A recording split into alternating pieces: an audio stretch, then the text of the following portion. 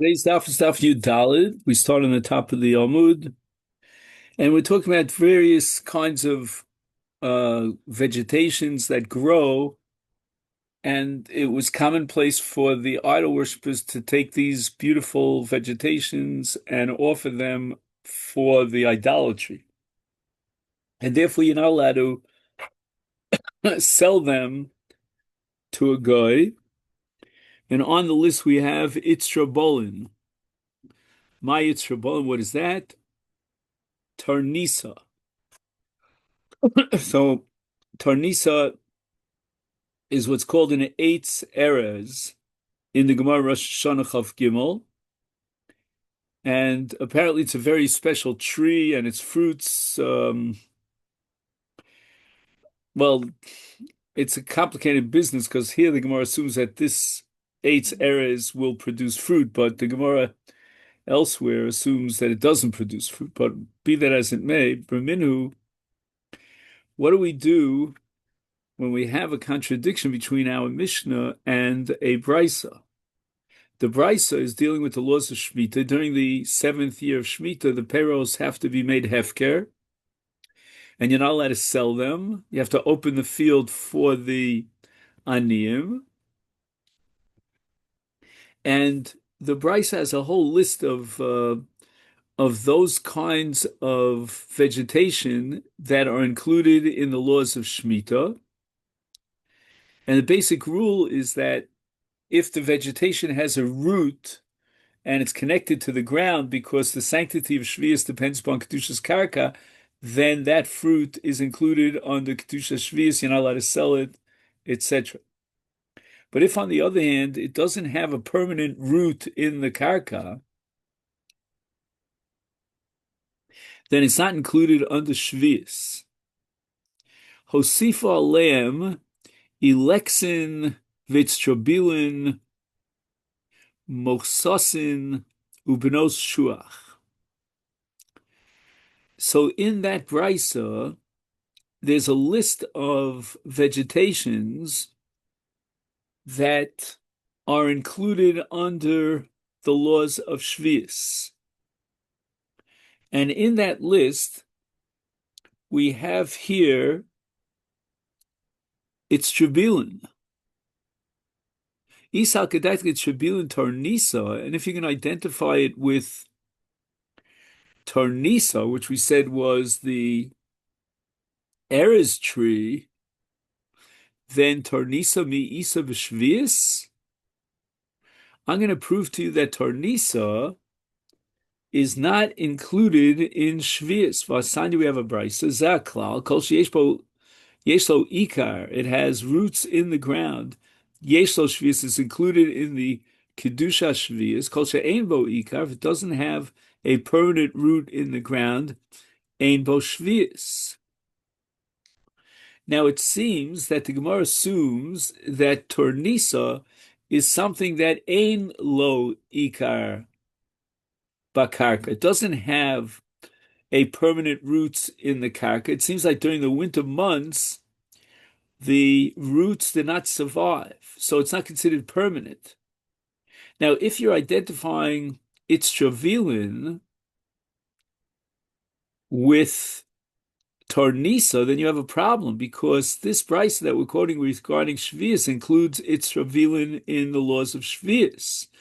And if you identify its travilin as Tarnisa, we know that Tarnisa is a davar she'ein lo ikar, and therefore, since it's she'ein lo ikar, it's not included in Shvius. So you're involved here in a contradiction. Ela Omer of Safra, peri di arza. Its travilin is not the tree itself, but rather the fruits of the tree. Now, with regard to the fruits of the tree, a kind of an acorn, apparently, Rashi seems to interpret it, that these acorns are the fruit of an erez tree, and its travilin is now considered part of the laws of Shemitah because it comes from that type of erez tree that has roots that last throughout the entire winter. And therefore it's Yesh Lo Ikar. V'chein ki asa Ravin, Rabbi Lazar, when Ravin came from Eretz to Bavel, he said in the name of Rabbi Lazar that Peri the Arza, that it's revealing are the fruits of the Erez tree.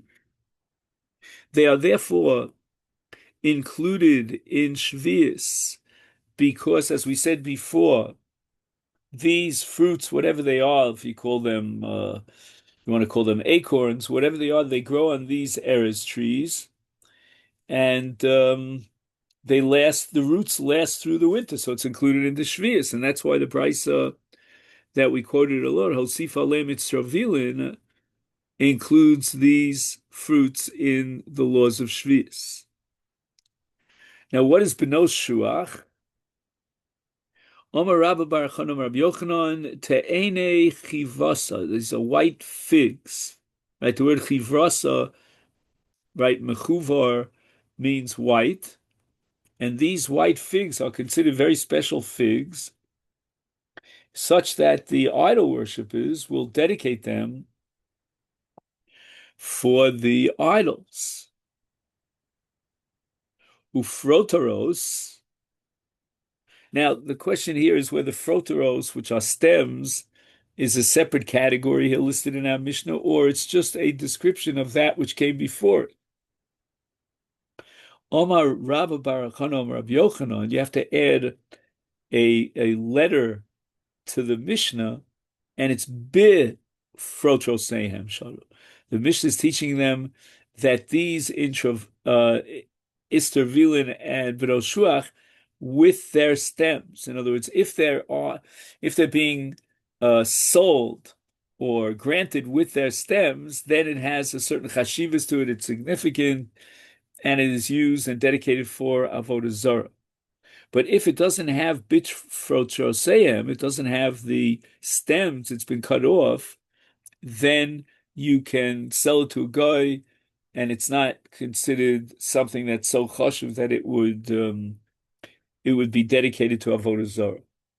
Levona in the Mishnah, which is called frankincense in English. Omer Rab Yitzchak, Omer Rab Shimon ben Lakish, Levona Zaka. There are apparently different types of Levona, a variety of different types, and there's a distinct one which is superior, and that's called Levona Zaka. That's what you're not allowed to sell to a guy. Tana, we learned in the Brisa, Umikulan Mochrin Lehem Chavila. But let's say the guy wants to buy an entire bundle. And if he's buying an entire bundle, then he would not be buying it for the purpose of Avodah Zarah. So if it's, let's say he has an entire, you have to see how much it weighs, but an entire bundle of Beno Shuach or Levona Zako, it's Trevilin, then you're allowed to sell it to him. Kama Chavila, how much is a large enough bundle such that we now are convinced he's not buying it for the purpose of Avodah Zarah? Is Pirush Rabbi Yehuda ben Beseira and Chavila Pchusam Yishloshim Monim.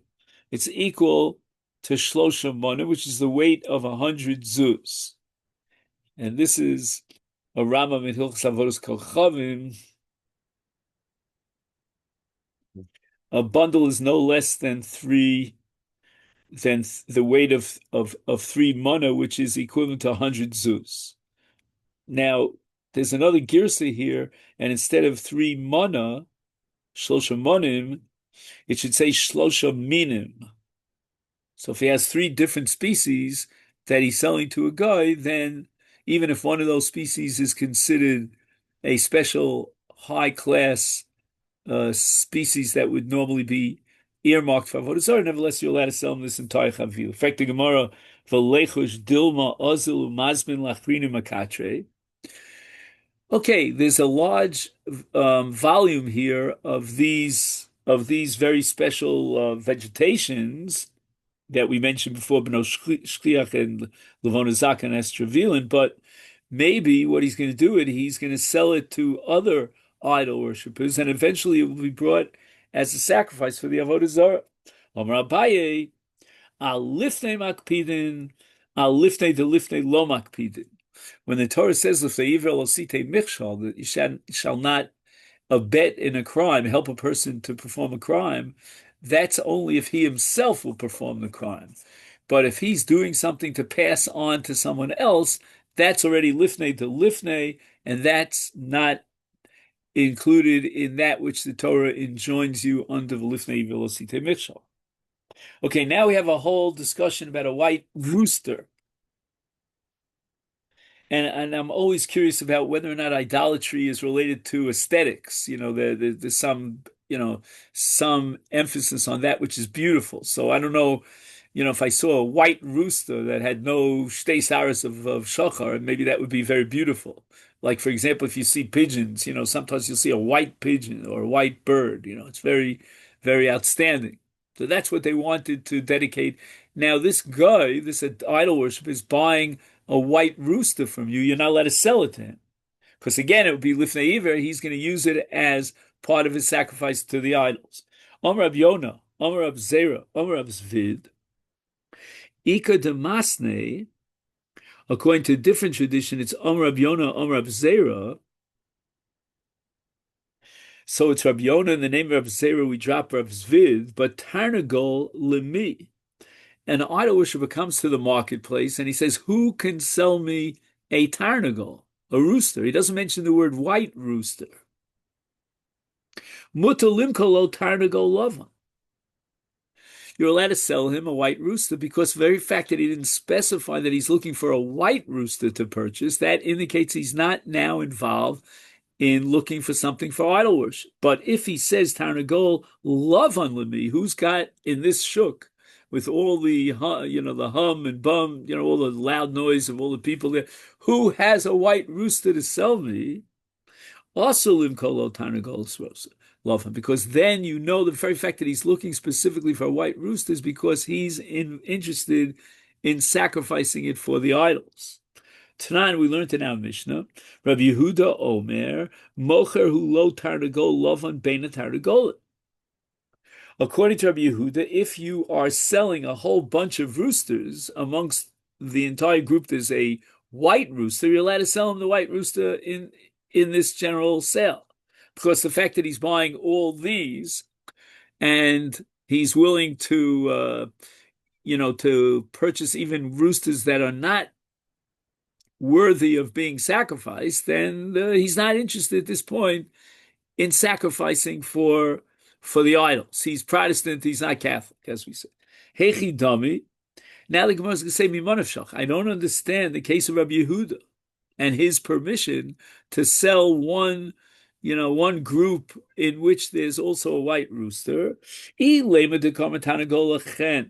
Lovan, lemi tarnagol lovan lemi. If we're talking about a case where this Oved Avoda Zara came into the shuk and he says, who could sell me a white rooster? So it indicates clearly that he's interested in sacrificing to Avoda Zara. Is that afilu bein hatarnagolim nami lo? How could Rabbi Yehuda be permissive in this case when clearly you are selling him that which he wants for Avoda Zara? He came in and he asked for a white rooster. Elolav, that by process of elimination you have to assume Omar Tarnagolami was only asking for a rooster. He didn't specify a white rooster. Is then afilu hachi Rabbi Yehuda? When does Rabbi Yehuda allow you to sell a white rooster dafka bein tarnagolim in if it's already mixed up together with other roosters that are not white? Bifnei atzmo lo. That means that Rabbi Yehuda would not allow you to sell him a tarnagol lovan, even though he's asking tarnagol levi. He doesn't specify that he wants wine. And now comes along Tanakama. The Tanakama argues, and he's machmir, that even in a case where a tarnagol lavan is mixed together in a big bundle with other tarnagolos of different colors, you're not allowed to sell him, included in this sale, a tarnagol lavan, according to Tanakama, even though the guy, this Oved Avodah Zarah, just asked for a tarnagol. He didn't look for a tarnagol lavan. Is afilu bein the tarnagolim nami lo.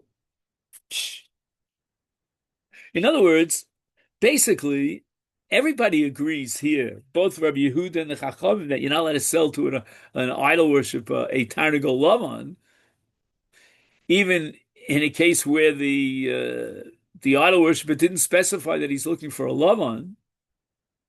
And yet, according to this whole tradition here of Rabbi Yonah in the name of Rabbi Zera, or if not in the name of Zera, in the name of Zvid, whatever it is, this Tarnagol Lemi, if he asks for just a Tarnagol, then you're allowed to sell him a Tarnagol Lama.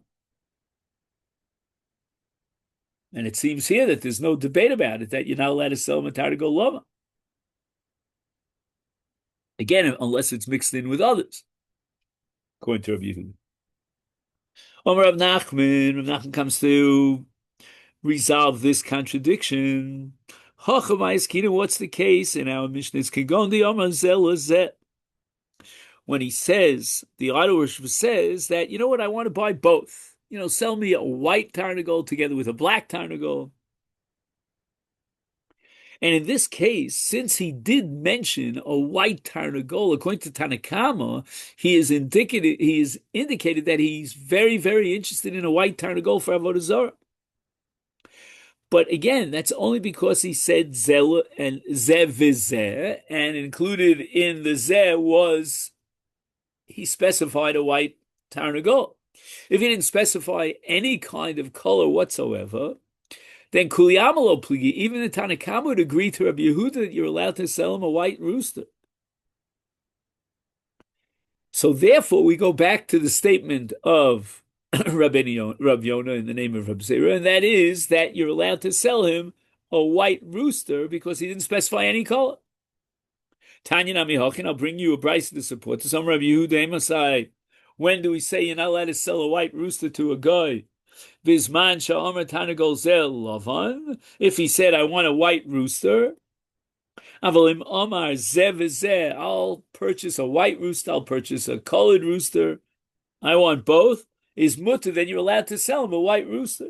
And this brisa is a raya for Rav Nachman to the interpretation of our Mishnah, and therefore it's a raya to the shita of Rav Yonah in the name of Rav Zvi. The brisa goes on and says, Afilu Omer Tanagol Zeh, even if he specifies a white rooster, meaning he points to the white rooster, he says, I want to buy this one. He's Ove Kochom Shosem Mishta Libno. If he's making a lavish, banquet in honor of the marriage of his son, or Shahelo Cholab based someone sick, mutter. Now this appella, he said Tarnagol Zeh, and he's pointing to a white rooster. You know that he's celebrating the wedding, the banquet for the wedding of his son. You know that he has a Cholab Tov Pesos, so he's probably interested in worshiping Avoda Zara. This brisa is against everything we've been saying until now, based on our Mishnah. Number one, he's got two strikes against him. Number one, he specifies a white rooster. Number two, he's commemorating a great joyous occasion, or alternatively, he needs prayers for the curing of a very close relative of his, and therefore he's definitely interested in worshiping Avodah Zarah. And now you're going to tell me you could sell him a white rooster? When an idol worshiper is commemorating with a lavish banquet the wedding of his son, Eino Osir El Sayom. On that day itself that he's commemorating the wedding, that's when it's awesome. There's no Sheva Brachas here. Aval Oso Vayish Vilvad, and it's only for that person on that day. Also, Ayom also Ishmia Osir, then we could say it's Osir if this man is making a wedding banquet for his son. So how can you tell me that the man who is looking in the shuk to purchase a white rooster, and he's celebrating on that very day the banquet of the wedding of his son, and you're allowed to sell it to him? Rav Yitzchok bar Rav Mesharshia bitatz zig. Bitav zig. Okay, hard word to pronounce. Anyway, now there's something called the Sudas Mereim, and there's something called a Sudas Chasanus. A Sudas Mereim means when you get together a bunch of friends, a couple of beers, and you celebrate a Sudas Mereis. In that case, then you're allowed to sell them a white rooster for that occasion because it's not a wedding celebration. If it's a Sudas Chasanus, then we know that he's going to pay homage and respect to the idols. You can't sell him a white rooster. Tanan, we learned in that Mishnah, Shar Kol Advarim. No, it's the Mishnah gives you an exhausted list of that which you're not allowed to sell to the Akum. Staman Mutter, Perushan Asur. Means there are certain specific things that are so prestigious and unique in the marketplace that you can assume without knowing, unless you know otherwise, but you can assume as a general rule it's being purchased for the sake of Avodah Zarah. But if it's other things beyond the list, then it's only if he was mefaresh and he said, please sell me this for the purpose of my idol. Then it's us. My stom, my pirushon. I want to buy a white wheat. Okay, he doesn't tell us that he's buying white wheat for the purpose of Avodah Zarah. Apparently they had menachos as well, not just Zvachim, but they had menachos. And Perusha de Karmel Avodas Kolchaven. Then by possible elimination, when the Brisa mentions Perushan, then Perushan means that he specifies that he wants it for Avodah Zarah. And the Gemara can't tolerate that shot. That cannot be correct.